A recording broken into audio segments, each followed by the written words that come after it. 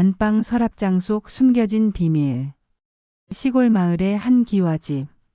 24살의 김정숙은 한복 저고리를 곱게 입고 시어머니 앞에 무릎을 꿇고 앉아 있었다. 결혼한 지 이제 석 달. 하지만 시어머니 박순자의 얼굴에는 여전히 차가운 기색이 역력했다. 정수가, 오늘부터 집안 청소를 내가 맡아라. 구석구석 빠짐없이 해야 한다. 예, 어머니. 대신 명심해라. 안방 서랍장, 특히 오래된 문간만은 절대 손대지 마라. 그것만은 내가 직접 한다. 정숙은 고개를 끄덕였지만 속으로는 의아했다. 다른 모든 곳은 며느리에게 맡기면서 왜 그곳만은 그렇게 신경을 쓰는 것일까? 시어머니의 구박은 날로 심해졌다. 밥을 조금만 설설 끓여도 이게 뭐냐? 빨래를 조금만 늦게 해도 게으름뱅이, 심지어 남편 창수와 다정하게 이야기하는 모습을 보기라도 하면 신혼티를 언제까지 낼 거냐며 핀잔을 주었다. 하지만 이상한 건 시어머니가 문갑 청소를 할 때였다. 정숙이 근처에만 가도 급히 문을 닫고 혼자 있을 때만 조용히 들여다보곤 했다. 마치 무언가 소중한 것을 지키는 듯한 모습이었다. 마을 사람들도 수근거렸다. 저 집 시어머니 며느리를 하루 종일 부려먹던데. 맞아, 새벽부터 밤늦게까지 쉴 틈도 안 줘. 어느 날은 정숙이 감기에 걸려 열이 심하게 났는데도 시어머니는 가차없었다. 감기 걸린다고 일을 안 하나? 내 젊어서는 죽어도 일했다. 이것도 못하면 며느리가 아니야. 몸이 아파 비틀거리는 정숙을 보고도 시어머니는 도리어 화를 냈다.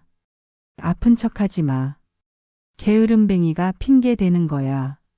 하지만 정숙은 참았다. 남편 창수는 착했지만 어머니 앞에서는 한마디도 못하는 성격이었고 시집살이란 원래 이런 것이라고 스스로를 달랬다. 결혼 5년째 되던 해 겨울 창수가 갑작스럽게 폐렴으로 세상을 떠났다. 30살이 된 정숙은 하룻밤 사이에 과부가 되었다. 장례를 치르는 동안 시어머니는 눈물 한 방울 흘리지 않았다. 오히려 정숙을 더욱 차갑게 대했다. 이제 창수도 없는데 내가 뭘 믿고 이 집에 있을 생각이냐. 어머니, 저는 이 집 며느리입니다. 어디 가지 않겠습니다. 뻔뻔하긴. 애도 없으면서. 정숙의 가슴에 비수가 꽂혔다. 아이가 없는 것이 그녀의 가장 큰 아픔이었다. 친척들의 시선도 차가워졌다. 명절 때마다 모여서 정숙을 두고 수근거렸다. 저 여자 이제 창수도 죽었는데 왜 안 나가나? 애도 없는 주제에 뻔뻔하게. 시어머니도 참 답답하네. 왜 안 내보내시나? 하지만 시어머니는 정숙을 내보내지도 따뜻하게 대해주지도 않았다. 그저 더욱 매섭게 집안일만 시켰다. 정숙은 새벽부터 밤늦게까지 청소, 빨래, 음식 준비에 매달렸다. 그래도 여전히 문간만은 건드리게 하지 않았다. 시어머니는 날이 갈수록 그곳을 더욱 소중히 여기는 것 같았다. 가끔 혼자 앉아서 문갑을 바라보며 무언가 중얼거리곤 했다. 정숙이 과부가 된 지 10년이 흘렀다. 어느덧 40이 된 그녀는 이제 완전히 늙은 계집이라는 소리를 들었다. 시어머니도 70을 넘어 몸이 약해지기 시작했다. 어느 날부터 시어머니가 자주 기침을 하고 밥맛이 없다며 누워있는 날이 많아졌다. 정숙은 정성껏 죽을 끓이고 약을 다려드렸지만 시어머니의 상태는 나아지지 않았다. 정숙아. 병석에 누운 시어머니가 처음으로 정숙을 부드럽게 불렀다. 예, 어머니. 너 고생 많이 했구나. 정숙은 깜짝 놀랐다. 시어머니의 입에서 이런 말이 나올 줄은 몰랐다. 하지만 그것도 잠깐 시어머니는 다시 안방 문갑 쪽을 자꾸 쳐다봤다. 무언가 말하려다가 입을 다물기를 반복했다. 정숙이 어머니 무슨 말씀 있으세요? 라고 물어봐도 고개만 저었다. 그러던 어느 날 밤 시어머니가 마지막 숨을 거두었다. 임종 순간까지도 문갑 쪽을 바라보며 무언가 말하려 했지만 끝내 아무 말도 남기지 못했다. 장례가 끝나자마자 친척들이 몰려들었다. 시어머니의 조카들과 먼 친척들까지 와서 집안 구석구석을 훑어보기 시작했다. 이제 우리 고모님도 돌아가셨으니 이 집은 당연히 우리가. 정숙이는 애도 없는 주제에 왜 아직도 여기 있어? 빨리 나가야지. 이제 남이잖아. 정숙은 가슴이 터질 것 같았다. 15년 동안 이 집을 지키며 시어머니를 모셨는데 하루아침에 쫓겨나라는 소리를 들었다. 저는 이 집 며느리입니다. 어디 가지 않겠습니다. 며느리? 웃기지 마. 창수도 죽은 지 10년이 넘었는데 무슨 며느리야. 그래, 빨리 짐 싸서 나가.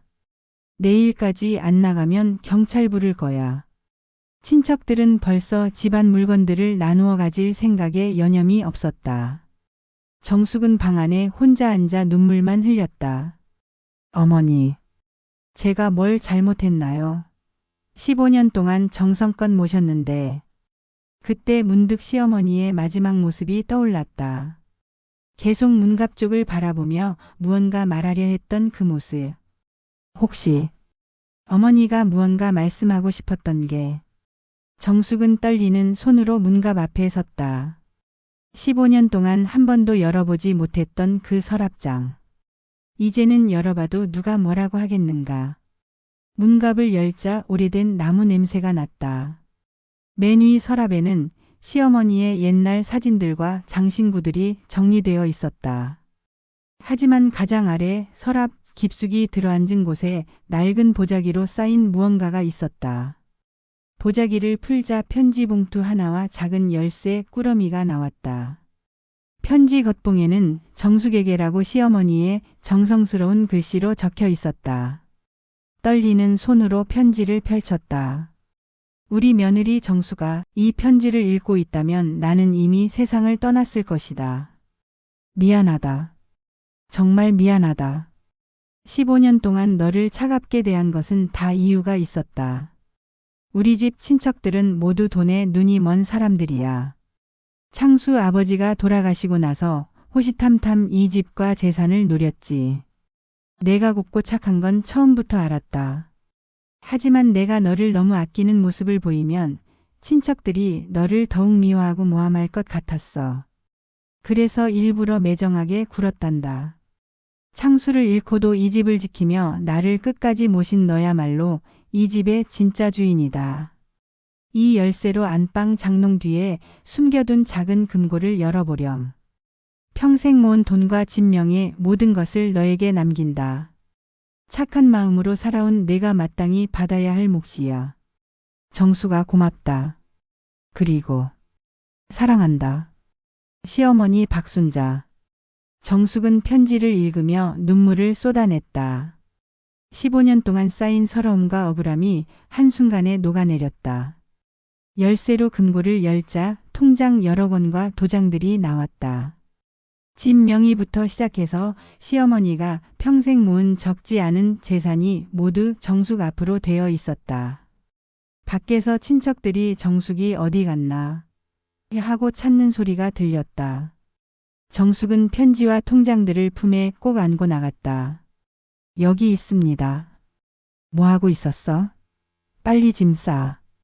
정숙이 통장들을 내밀자 친척들의 얼굴이 굳어졌다.